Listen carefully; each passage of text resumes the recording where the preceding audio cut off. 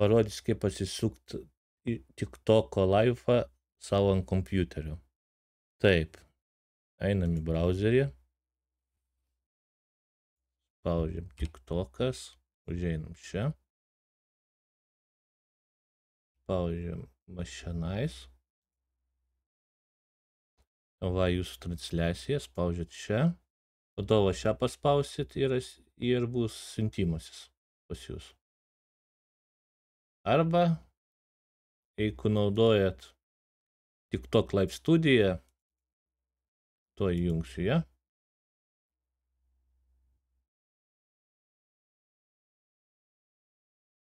Čia per kompiuterį skirtą programą transliuot. Spaudžiat ant namuko, viršui, spaudžiat čia ir va šitą ženklą tiesiog paspausit ir nustatot, kur siųstis ir siūsis jūsų video. Įrašas transliacijos bus tiesiog. Įrašas laikos 30 dienų, po 30 dienų jis išnyksta.